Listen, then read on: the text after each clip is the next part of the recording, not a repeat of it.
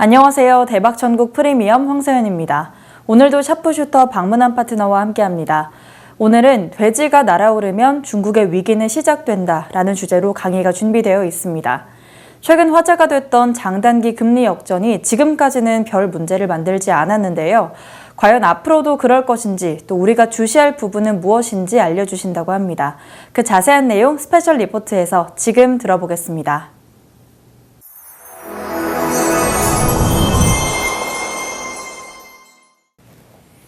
시청자 여러분, 한 주간 편안하셨습니까? 이 중국과 미국의 금리 역전 때문에 중국 증시가 시원치 않다고 생각하시는 분들이 제법 많습니다.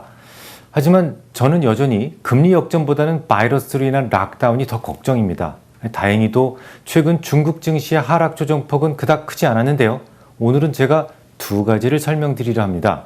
우선 중국 증시가 락다운에도 불구하고 조정의 깊이가 크지 않았던 이유를 설명드릴 거고요. 또한 금리 역전이 지금까지는 별 문제를 만들지 않았는데 앞으로도 문제가 없는 것인지, 만약에 있다면 뭘 주시해야 되는지를 설명드릴 생각입니다. 자, 그럼 시작해보죠. 저는 여전히 바이러스의 재창궐과 락다운이 중국 경제에는 물론이고 앞으로 세계 경제에도 큰 부담이 될 것이다라는 생각에 변함이 없습니다. 물론 일부 완화 소식은 있었습니다만 14일 더하기 7일 격리가 10일 더하기 7일 격리로 조금 소폭 완화됐을 뿐이거든요. 이걸 굳이 완화라고 해야 될지 모를 정도로요. 그보다는 악재의 일부를 상쇄시킬 수 있는 호재가 있었는데요. 바로 중국 정부의 기민한 대응이었습니다.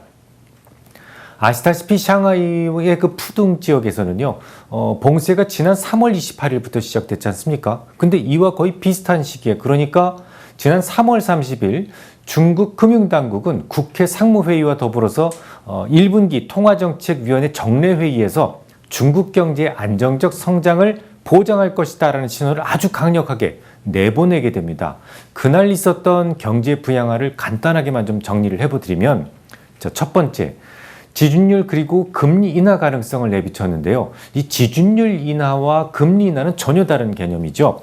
금리는 미국과의 금리 차이 때문에 함부로 내리기가 조심스러울 수도 있겠지만, 지준율은 오로지 은행이 보유하고 있는 지급준비금을 이용해서 시장 유동성 부족분을 좀 보충하는 역할을 하기 때문에 얼마든지 여유가 있습니다. 특히 중국에서의 지준율 인하는 지방정부의 채권 발행을 지원하는 데 주로 쓰인다는 점에서 곧장 인프라 투자와 직결되는 경향이 있죠. 이달 안에 금리나 혹은 지준율 인하 가능성이 있다고 생각을 하고 있습니다. 뿐만 아니라 적어도 시진핑 황제의 즉위식까지, 그 이전까지는 최소한 한두 차례의 지준율 인하가 더 있을 것이다 라고 저는 예상하고 있습니다. 자, 두 번째, 가용한 재정을 모두 끌어모으고 재정 지원을 극대화하기로 했습니다. 2021년 재정 예산 집행의 2월 잔액이 약 2조 위안 정도 있거든요. 올해 재정 지출이 전년 동기 대비 8.1% 정도 증가할 전망이고요. 여기에 더해서 지난 3월에 인민은행이 수년간 외환 보유고를 이렇게 운용해서 벌어들였던 수익금이 약 1조 위안 정도까지도 모두 보태지기로 했습니다. 이렇게 가용한 재정 자원을 최대한 모아서 세금 환급이나 혹은 기업 지원에 대한 재원으로 활용하겠다라는 겁니다. 세 번째, 투자도 확대하기로 했어요. 지난해 4분기 조기 하달됐던 1조 4,600억 위안 규모의 특수채 한도는 올해 5월 말 안에 모두 발행이 완료되어야만 합니다. 또한 나머지 2조 1,900억 위안도 오는 9월 말까지는 발행이 완료되어야만 하죠.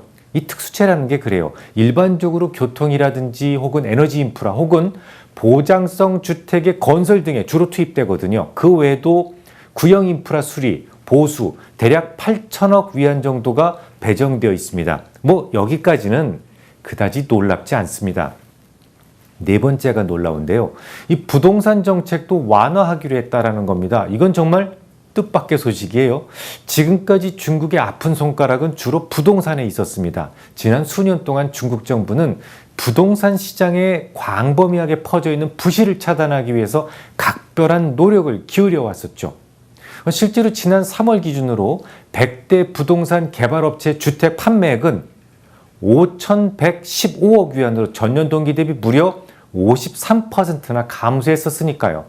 그렇게 압박해왔던 부동산을 풀어주겠다라는 겁니다. 우선 부동산 가격 상한제를 폐지해서 개발업체들의 그 이익을 제고시키고 부동산 대출 금리를 인하해서 부동산에 대한 구매 욕구를 부양하는 등 전반적인 부동산 정책을 손질하겠다라는 거예요. 정말 놀랍기도 하지만 한편으로 생각해 보면 이 중국이 지금 매우 다급한 상황이구나 그런 생각도 좀 듭니다.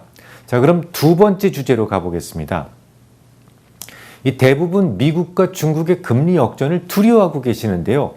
그 두려움의 근본은 미국의 금리가 급하게 오르는 시기에 국가 부도 위험이 커졌었던 경험 때문일 겁니다. 당장 이번 주에도 스리랑카가 모라토리엄을 선포했죠.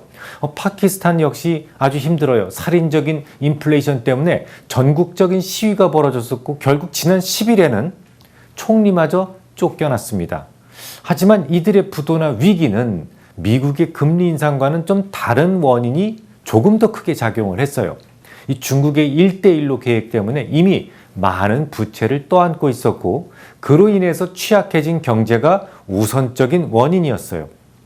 중국은 스리랑카에 내준 돈을 회수하기 위해서 스리랑카의 항구 반투탕을 99년간 임대하는 계약을 얻어내게 됩니다. 홍콩 흉내내는 거죠. 파키스탄 역시 지난 2013년도부터 중국과 벌린 도로, 철도, 송유관을 잇는 1대1로 계획으로부터 엄청난 빚을 지게 되죠. 조금 이야기가 빗나가 버렸는데요. 아무튼 최근 부도가 났거나 부도 위험에 처한 나라들은 일부 미국의 금리 인상이 원인을 제공하기는 했습니다만 그것보다 더 가장 큰 원인은 따로 있었다라고 보시면 될 것 같아요. 물론 미국의 금리 인상이 이머징에 전혀 위협적이지 않다 이렇게 주장하는 건 아니에요. 미국의 금리가 빠르게 상승하는 시기에 이머징은 자본 이탈로 인해 힘들어질 수 있다는 점에 대해서는 마치 수학 공식처럼 아주 잘 알려진 위험입니다. 조금 더 구체적으로 말씀드려보면 미국의 국채는 리스크 프리라고 말씀을 드렸어요. 어떤 일이 있어도 부도가 나지 않습니다. 내가 투자한 원금을 잃어버릴 가능성 빵입니다. 제로. 반면에 중국 국채는 신용물이죠. 언제든지 원금을 잃어버릴 수 있어요. 자, 그러면 안전한 미국채 대신 더 위험한 중국 국채를 선택하기 위해서는 뭔가 추가적인 보상이 필요합니다. 그래서 지난 10여 년 동안 중국 국채는 미국 국채에 비해서 이자가 한 100bp 이상 높았었다라는 말씀까지도 지난 시간에 드렸었습니다. 만약 미국의 금리가 더 높아진다면 이머징 국가들은 그보다 높은 금리를 쳐주기 위해서 금리를 따라 올려야만 해요. 만약에 따라 올리지 못한다면 돈들은 무서운 속도로 빠져나가게 됩니다.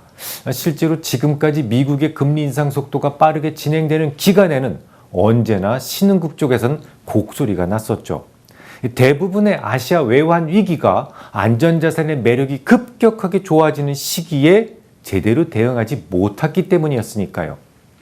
하지만 이번에는 위에서 거론해드렸던 조금 기저질환이 있었던 국가 몇 개를 제외한다면 아직까지 부도 위험이 커지는 나라가 보이지는 않습니다. 이유는 연준이 과거와는 달리 시장과 많은 소통을 했고 이머징 국가들이 미리 대응할 수 있는 시간이 충분히 있었다라는 것 때문이었어요. 만약에 미국이 여느 때처럼 충분한 예고 없이 금리를 막 올렸더라면 아마도 신흥국에서 더 많은 나라들이 이미 IMF와 미팅 중이었을 겁니다.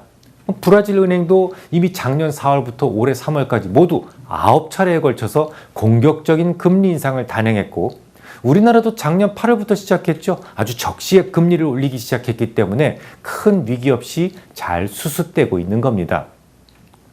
물론 외국인들은 우리네 증시에서 3월에만 4조 6천억 원을 매도했는데 그건 자본 이탈 때문이라고 볼 수는 없고 반도체 업황에 대한 비중 축소 때문이었을 겁니다. 우리나라의 삼성전자만 하락한 게 아니잖아요. 미국의 AMD라든지 엔비디아도 아주 비슷한 시기에 비슷한 하락을 했었습니다. 자, 그러면 현실로 와보겠습니다. 약 40년 만에 최고치로 치솟은 물가 상승률 때문에 미국 연준은 금리를 인상하기 시작했습니다. 그 이후로도 수많은 연준 인사들이 매파적 발언을 쏟아내면서 10년물 금리를 빠르게 끌어올렸죠. 결국 올해 초만 하더라도 미국은 1.6%대에 머물렀던 반면에 중국은 10년물 기준으로 2.8%대로 거의 1%포인트 이상 높았던 금리가 최근에 역전되기 시작을 했습니다. 마침 지난 2달 동안 전 세계 펀드들은 900억 위안, 그러니까 한 140억 달러치의 중국 국채를 팔아치웠고 지난 3월에만 하더라도 약 한 470억 위안어치의 중국 주식을 매도했어요. 이거 결과만 보고 본다면 이거 미국과 중국의 금리 차이가 축소되기 시작하면서 자본 이탈이 시작된 거 아니냐 이렇게 판단할 수도 있습니다. 물론 금리가 역전되기 전에 나간 자금도 분명히 있었습니다. 하지만 말입니다. 중국의 자본 이탈이 이 속도와 규모 면에서 사상 최대 수준이라고는 하지만 그건 금리의 역전 가능성 때문만은 아니었습니다. 이미 지난 방송에서 말씀드렸지만 중국 채권에 대한 매도는 우크라이나 전쟁이 더 큰 이유를 제공했거든요. 아니 러시아가 자산이 뭐가 있었어요? 달러하고 유로하고 위안화밖에 없었는데 러시아 자산이 동결되었기 때문에 러시아는 지불 외환의 준비금 마련을 위해서 어쩔 수 없이 중국 자산을 매각할 수밖에 없었거든요. 간단하게 입증이 가능하지 않습니까? 중국에서의 대규모 자본 이탈이 원인이었다면 그 원인이 금리 역전 때문이었다면 위안화는 약세를 보였어야 됐어요. 하지만 위안화는요. 우리나라 원화보다 강합니다. 자, 그럼 여기서 궁금한 부분이 하나 딱 생기죠? 분명 명목금리가 역전되었어요. 그런데 위안화는 어떻게 강세를 유지할 수 있었을까요? 자, 여기에 대해서도 이미 지난 1월 20일 방송, 그러니까 중국 위안화는 왜 강할까라는 주제로 잘 설명을 드렸었습니다만 간단하게 부연해드리고 가겠습니다. 미국은 과격한 물가 상승이 지속되면서 2021년 1분기 기준으로 0% 수준에 머물렀던 10년물 기준 미국 국채의 실질금리는 연말에 다가오면서 마이너스 5%까지 떨어졌다는 말씀을 드렸어요. 물가 때문에 그랬죠. 같은 기간 중국의 실질금리도 하락을 좀 하긴 했어요. 하지만 2021년 1분기에 3%에 달했던 실질금리가 고작 1%에 불과한 소비자 물가로 인해서 약 한 0.5% 수준까지밖에 하락을 안 했다라는 말씀을 제가 드렸었어요. 이로 인해서 두 나라 간의 실질 금리는 비록 인민은행이 지난해 말부터 명목금리를 인하하고 있었음에도 불구하고 오히려 미국에 비해서 250베이스포인트 인상한 것이나 다름이 없다라는 말씀을 드렸었죠. 이게 다 물가 때문이에요. 결국 명목금리로만 본다면 미국의 미국과 중국 간의 금리 차이가 고작 120베이스포인트에 불과했지만 그 기준을 실질금리로 바꾼다면 미국과 중국의 금리 차이는 무려 570베이스포인트나 났었고 달러가 계속 강세를 보이는 구간임에도 불구하고 위안화는 독보적으로 강세를 보일 수 있었다라는 말씀을 지난 1월 20일 방송에서 드렸어요. 지금도 그 점은 크게 다르지 않습니다. 비록 명목금리에 역전이 생겼다지만 실질금리가 중요한 거거든요. 실질금리로만 본다면 아직도 중국이 월등하게 높습니다. 실질금리가 월등하게 높은 이유는 뭐라고요? 중국의 물가가 미국의 물가에 비해서 낮은 수준을 유지하고 있기 때문입니다. 요 말을 싹 뒤집으면 만약에 중국의 소비자 물가가 상승한다면요. 지금까지 유지해왔던 실질금리의 격차가 무너지게 되겠죠. 이때 비로소 커다란 자본 이탈이 생길 수도 있다는 것을 의미합니다. 결국 중국의 소비자 물가 동향이 앞으로의 중국 증시의 방향에서 매우 중요하다는 것인데요. 자, 그렇다면 이 물가 부분이 궁금합니다. 따로 떼서 전망을 좀 해드리도록 하죠. 우선 양국 간의 물가 차이는 지금 좁혀지기 시작한 것 같습니다. 이유는 바로 우크라이나 전쟁으로 인해서 식료품 가격이 많이 오르기 시작했기 때문이에요. 이번 주 중국의 물가 지표를 보면 CPI, 즉 소비자 물가 지수는 1.5% 상승으로 발표됐습니다. 지난달과 지지난달에 1%에도 미치지 못했던 것을 보면 이제 서서히 중국의 물가도 오르기 시작했다는 것을 의미해요. 특히 선행성을 가진 생산자 물가지수가 8.3%나 된다는 점에 주목하실 필요가 있습니다.